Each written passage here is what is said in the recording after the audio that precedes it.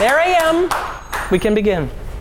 I was born in Wisconsin, West Bend, Wisconsin. Wisconsin, home of the Green Bay Packers. West Bend, home of West Bend Pots and Pans and West Bend Lithia Beer.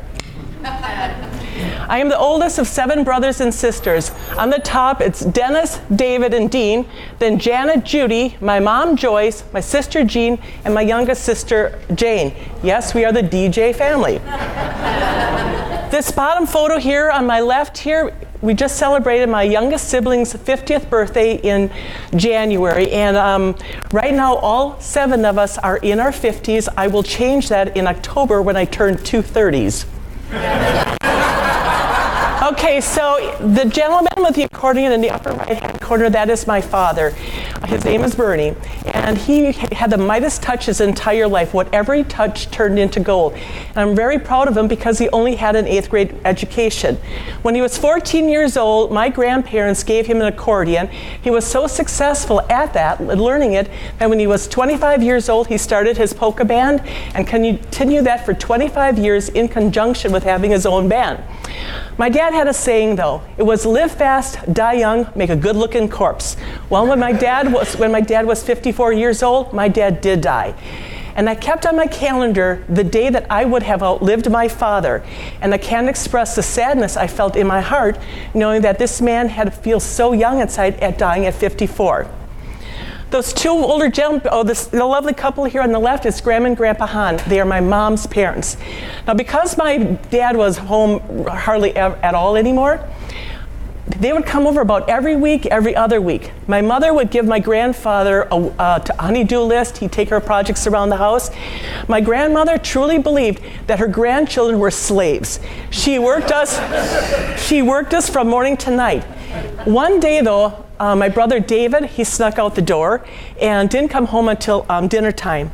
And I could still see my grandma walking up to him and looking him square in the eye and telling him, "You're not even worth the salt in your soup." And I'm telling you, not even worth the salt in your soup. But at the end of the day, I'm going to tell you right now, all 7 of us, brothers and sisters, those 2 people walk on water. In reality, they were our parents. Okay?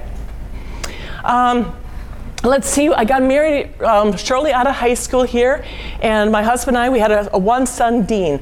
I tell Dean I did it right the first time, that's why I didn't have to try twice. My son, I bet him $1 that he couldn't grow his beard for a year. Well, he wanted that $1 bill, and he did that. That's my beautiful daughter-in-law, Dana. I have 3 granddaughters, Rose, Lily, and Violet. Rose is 10, or is 9, going on 19. Lily and Violet are twins. They are 6 years old. This picture where Lily is making that crazy face, I nicknamed her my shyster granddaughter.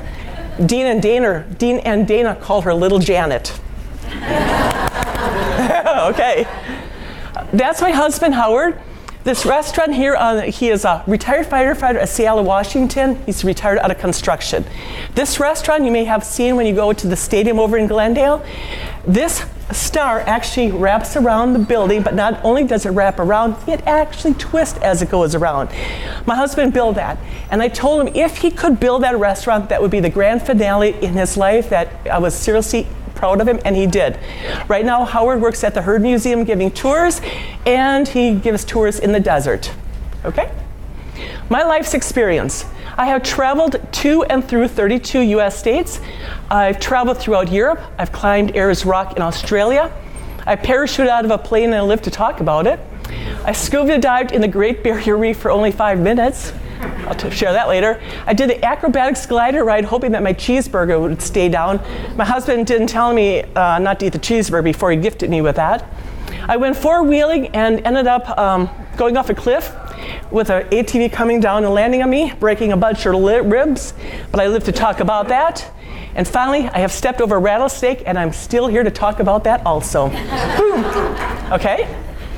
When I was a little girl, all I ever wanted to do was learn how to sew. But because we had such a huge family, my mother didn't have time to teach me. So when I was in 6th grade, like my father, I grabbed the bull by the horns and I taught myself. And I was so incredibly good at it that by the time I got into high school, I just basically sat in the corner and in my sewing classes and I sewed prom dresses, suits, whatever. I was incredibly successful at that. Well, then when I got married and my husband and I had my first son, Dean, I really wanted to be a stay-at-home mother. So what I did is I created alterations out of my home. I did sewing alterations. Well, years went by, and eventually I got divorced. So I went to one of my clients, actually Don Sager of Sager's Men's Apparel, downtown West Bend. I says, Don, I'm getting divorced, but I want to continue doing a sewing and alteration business. Well, Don took me upstairs. He showed me a shop that was above his shop, and he said, here's where you're going to begin your business, Janet. You have a God-given talent like nobody I've ever seen in my life. He says, now you go home and you get your rest of your life in order, which is what I did. And I had a beautiful sewing and alteration business in West Bend for about 9 years. But in around 2001, I just had this feeling that I was ready for a change here. So I actually, my son had moved out, so I came to visit a friend here in Arizona.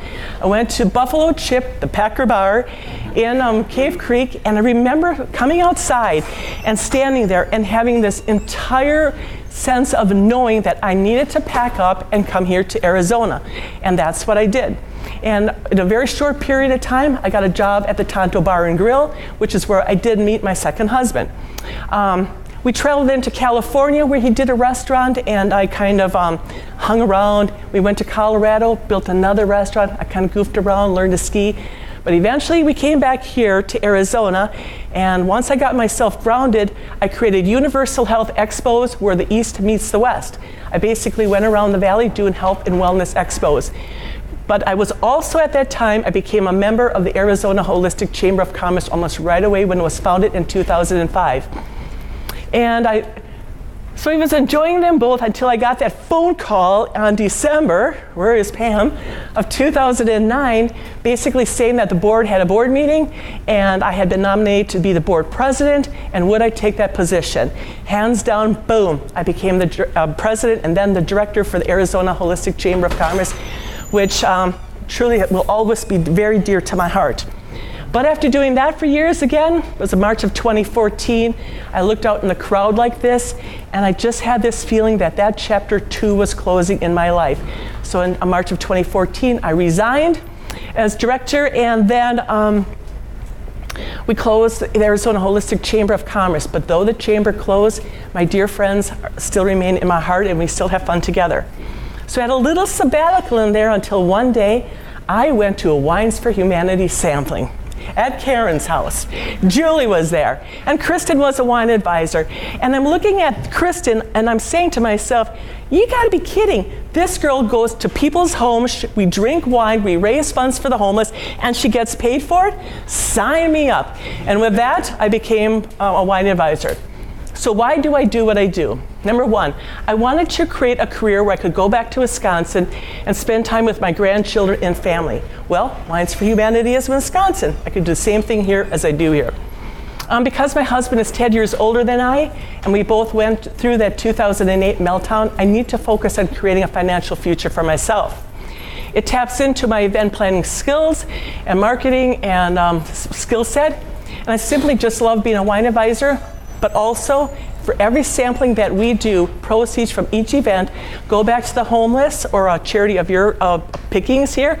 Without any questions asked, last year, with the samplings that I did alone, I raised enough funds to feed 19,000 people. And that doesn't include you guys. So the type of services that I provide, I do in-home wine samplings for 12 to 16 wine-loving, charity-minded guests. I do community and nonprofit events where I can go in and do my wine samplings and share the Wines for Humanity vision on eliminating homeless for families with children. I have gift certificates you can get from me anytime, where you can then give it as a gift, and then I come in and I do a wine sampling for these people, so they get a 2-for-1. They get me and they get a certificate. And finally, I can donate 2 certificates to any nonprofit that has an auction, is looking for an auction item for the fundraiser. Proceeds raised stay with the nonprofit. The lucky 2 winners receive 2 6-bottle in-home wine samplings for 12 to 16 other wine-loving guests, and they get me. Examples of qualified referrals: nonprofit fundraisers, open houses, broker open for business, grand openings, ribbon cutting, meet and greets, title companies, real estate events, and school fundraisers. Okay? I'm Jan with Wines for Humanity, where every cork fills a fork.